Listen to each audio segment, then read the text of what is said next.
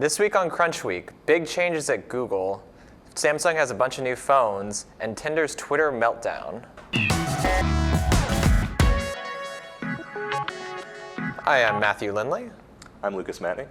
And I'm Sarah Burr. So Google has a new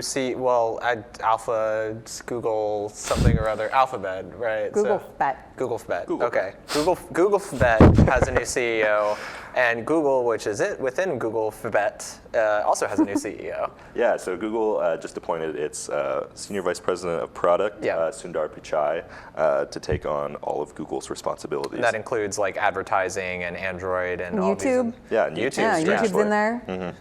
Right in there. They're all kind of split up.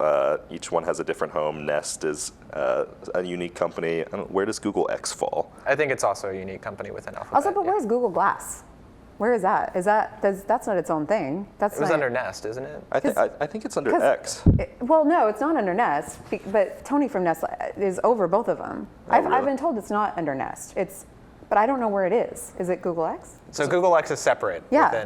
Okay. So I mean, what do you think? Is that something that like Larry Page is he still going to? Do you think he's still going to be like heavily involved in Google X now, or maybe he has more time to focus on Google X and the other advanced research projects? I think that was the idea. Is that they wanted to spend time on their moonshot ideas, right, and not have investors question whether that was really worth spending time on when they really needed to be looking at what.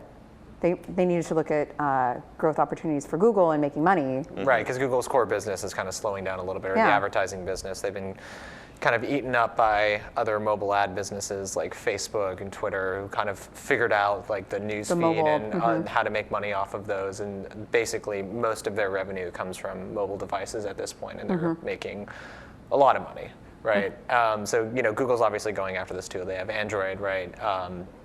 But maybe for investors, it gives them more of an opportunity to kind of like focus down on Google's core business and see, where is the growth coming from? YouTube's still growing, obviously, right? Maybe we don't have any earnings yet, I guess. Maybe those other companies are going to be broken out, and you can sort of see like, okay, like here's how much Nest is losing, and here's how much these other companies are losing. Do you know what's interesting though is that they did not care to get Alphabet.com. Oh, what? Yeah, they don't have that. BMW owns Alphabet.com. That's weird. Like that doesn't matter to them. This search company that's big on URLs and searching has ABC.xyz. Yeah. Yeah. That's weird, right? I don't know. I kind of feel like BMW is eventually going to sell Alphabet.com back to Google, but they're just kind of realizing that. Maybe there will be some synergistic they have it for now. Self-driving car BMWs. Possibly. I mean, they realize that like they are in a position where they can hold on to it for a little bit and stay in the news, and then maybe once it becomes less relevant, once people kind of accept Alphabet as the name of the company, they can just kind of unload it and no one will care. So Sundar was already in charge of most of these products to begin with, right? I mean, is that any kind of like, is this new title like any kind of a change or anything like that? I think Google will kind of, the core business will kind of be going about, business as usual, whatever that means for a company like Google. But I think that because of Sundar's leadership, I don't think it's not gonna feel like a major change to employees, like executives there. Although there was some stuff on Quora that people were kind of confused about, right? Yeah. So people. I think a lot of Google employees were kind of as taken aback as members of the media were about kind of what the hell is happening. Yeah, what company do I work for? Do I work for Alphabet? Do I work for a company still contained in Google? People expressed that they were a little confused as to what was happening. I would hope that kind of in the days leading after, things have been kind of cleared up for people. But it's still a little unclear what companies are under Alphabet and what are kind of self-contained. Where all the chips fall. Yeah. Well, speaking of Google and Android, Samsung has a couple new phones. So are these the Apple killers, or are they just new phones? We'll see. So they kind of look like a Me Too. Like we also have big phablets. Well, it's kind of interesting. So with an edgy edge. They host this Unpacked event recently, and they announced a couple flagship phones, their new Note phone and their new Galaxy S6 Edge Plus, which, if it sounds familiar, so is that like a phablet within a phablet, or like so a double phablet? they announced the S6 Edge a while back, and the Edge Plus is basically the iPhone 6 Plus to the iPhone 6. It's nearly 6. Isn't it like 5.7 inches. Yeah, 5.7 inches, and the S6 was 5.1. So that's pretty much the only difference. Also, there's a little bit bigger battery. Otherwise, it's kind of the same kind of strange phone with the curved sides that you can put certain gestures on. Remember when Samsung was actually like competitive with Apple? Like they sort of beat them to the bigger phone market. The S4 was like the big one, right? They really are playing catch up now too, because these phones made a number of kind of, I don't know, improvements that Samsung would say were improvements, but kind of the core Samsung fans are kind of pissed off about. And They're that Samsung fans? apparently somewhere. In that they don't have user removable batteries anymore. There are no micro SD card slots. They're kind of moving away from having waterproof phones. So all of these things that Samsung fans were talking about are kind of like superior to Apple. They're kind of moving away from all of those. But they added some sort of a payment system that's comparable to Apple Pay, but some other system like a magnetic transfer system? Is it something MTS? I don't remember. Something magnetic system. Yeah, so basically they announced Samsung Pay, which will be going live in South Korea next week and live in the US at the end of September. Pretty similar to Apple Pay. There are a couple key differences. No, not similar to, you don't say. Well, I mean, so this magnetic stripe transfer, something. There you go. Something like that. Yeah. Magnetic transfer something.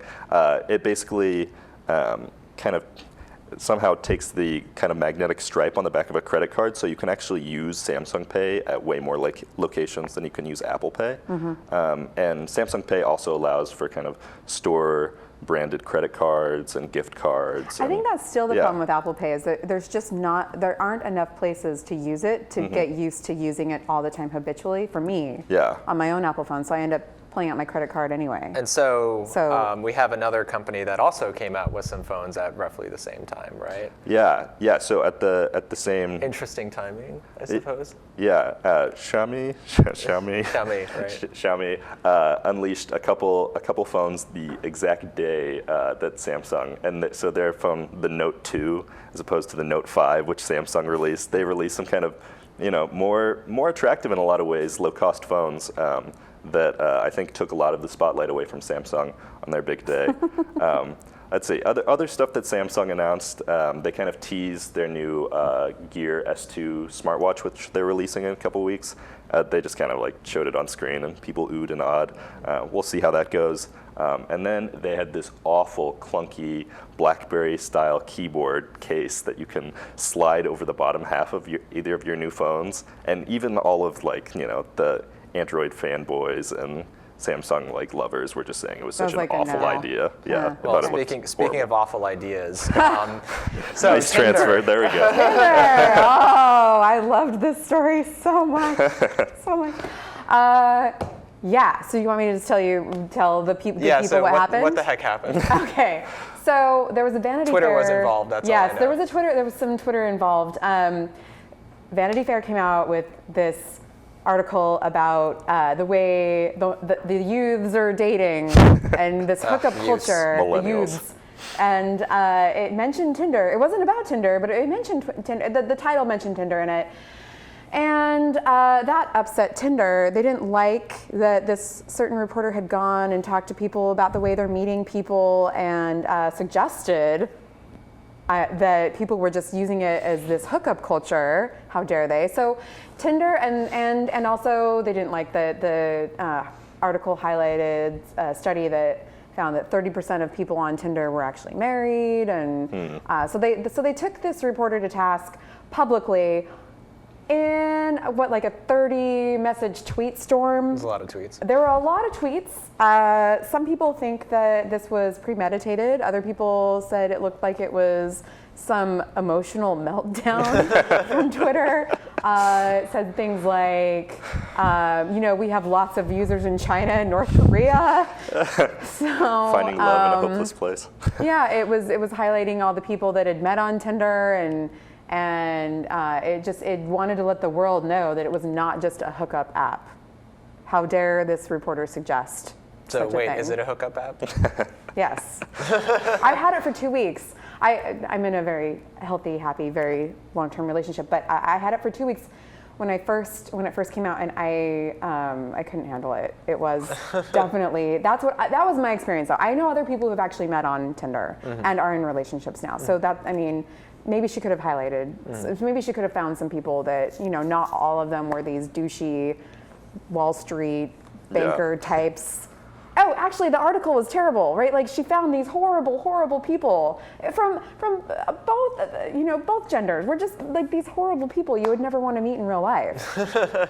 There were guys saying that women want to see their dick pics and, you know, hit them and quit them, and they'll hook up with all these ladies, and I highly question whether they're actually hooking up with all these ladies. It was just this like really bad article that was highly entertaining. And interesting timing that Tinder announced that. Yes. Well, new CEO, right? Yeah, old sort of CEO. old. Yeah, Sean Rad came back. Newish CEO. But I kind of wonder if that was because of the meltdown. It's just kind of.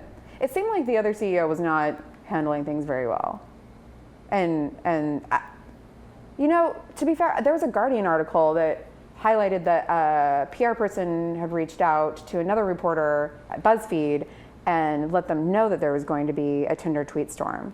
So it might have been premeditated. Now, did they know that it was just going to be they were going to tweet a bunch of stuff, or did they know exactly what they were going to tweet and was this planned? That I don't know. All right, well, I think that's all the time we have today.